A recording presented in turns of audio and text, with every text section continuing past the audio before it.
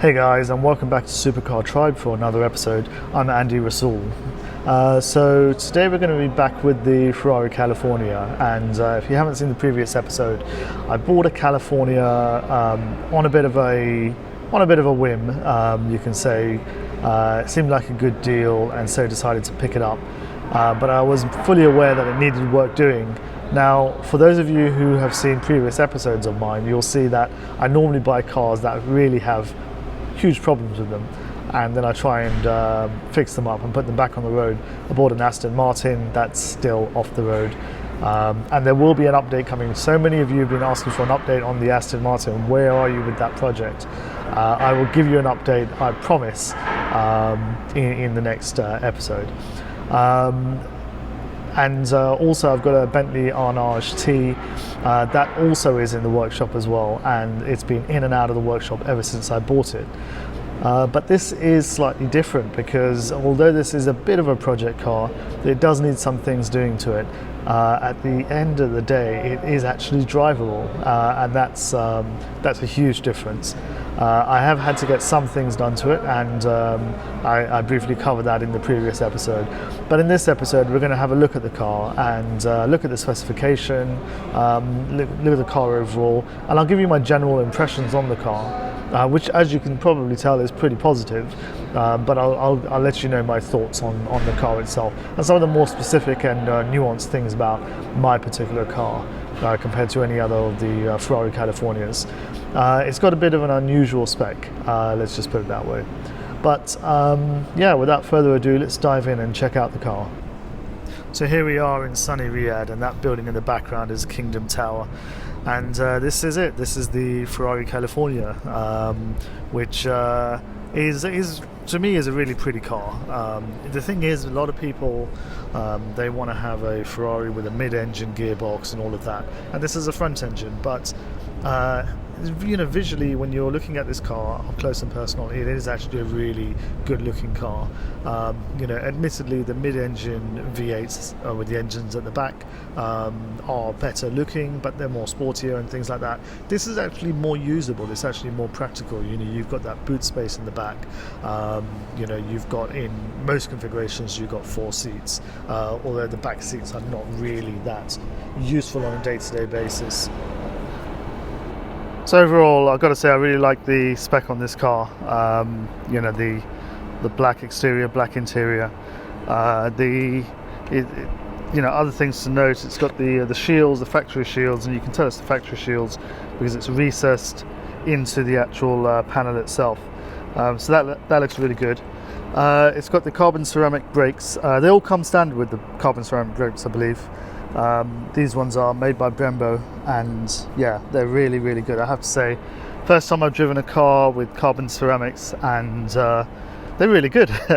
I mean, it's kind of weird because they do what obviously they're supposed to do. They stop you, but they just stop you much better, and you wouldn't think that it would make that big of a difference, but it does. Let's try and go into the boot. I hate going into the boot because it does have a faulty latch, I think, or sensor or something like that. But anyhow, open the boot from the remotes, and you'll see that it looks pretty full. And in fairness, it is. It's currently in the down position because this is the position with the roof coming down. You have to have it in the lower position, and then otherwise you can normally have it in the upper position. And you'll see that the boot is all full. Now, this stuff's not normally here. This car was spec'd with the spare wheel, the Space Saver spare wheel, which it doesn't normally come with, so it wouldn't normally have that. And it's actually built on brackets. It's got a bracket there that's holding it on, so the metal bracket. So this would not normally be there. This would not normally be there. This is the tire inflator kit. It's an extra kit. I think it's a jack and things like that. This is where all the tools and everything live. They live underneath the floorboard there. So normally you would actually have a decent amount of space here. In my car, I don't. And this is actually the wind deflector, so this actually does come out. So if I wanted to, I could have decent amount of boot space in here. That wouldn't be a problem. Now, one thing I noticed is it keeps Hopefully that's closed. It seems to want to say boot open when I'm driving it around after I open up the boot, so you do have to sort of give it a bit of a push. I think it's unique to my car, I don't think it's the Ferrari thing. So for those of you who have a similar problem with your Ferrari California boots, and probably other Ferraris as well, the solution was actually pretty straightforward. Well, I think it's solved.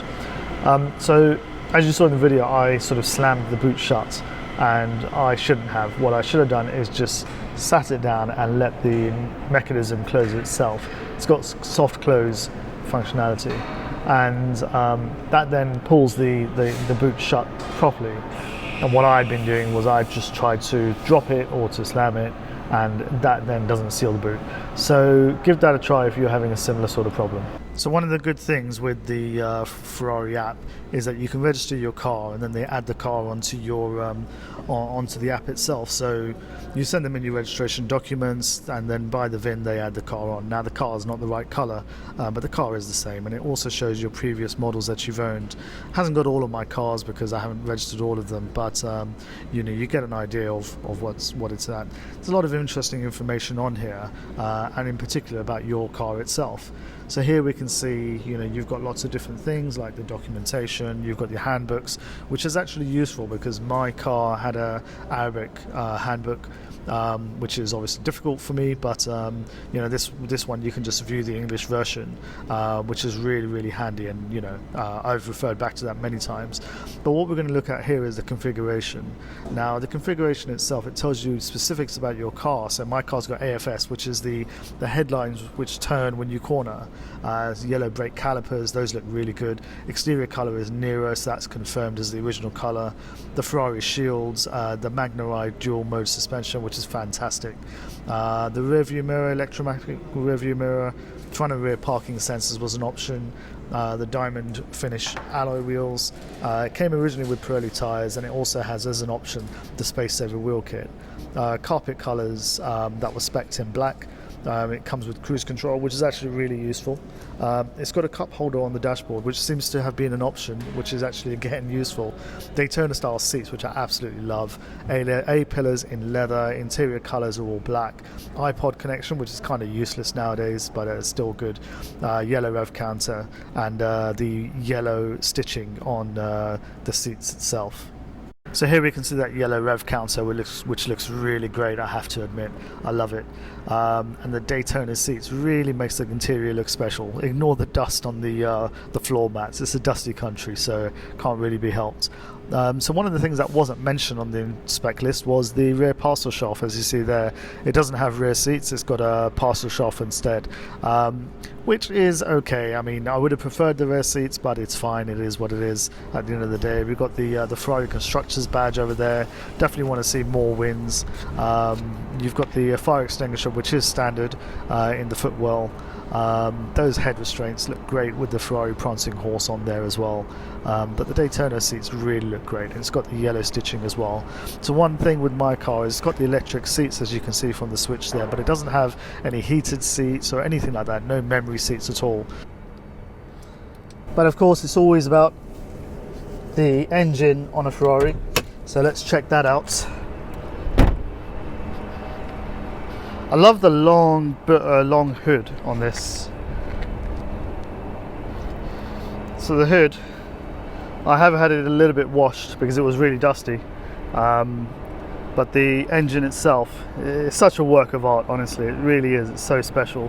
Very impressive, and yeah, overall really, really nice car. I love how this is a display unit for Ferrari. I mean, they like to put their engines on display, even though it's covered up. On this car, the mid-engine cars obviously have the glass cover at the back, but even still, you open up the engine compartment and you're not disappointed. It really does look good. So hats off to Ferrari on that. One thing to note, so we've got the air scoop at the front of the bonnet. It does come through, but it doesn't feed into anything. And yeah, I mean, that's a sort of a homage to the original California, which did have the air scoop. So overall, I'm actually really pleased with the specification of the car. I really love it. However, probably the biggest things for me is the matte black paint. I really hate it. I really have never been a fan, and ever since it came out, I've never been a fan of matte black or matte paints in general.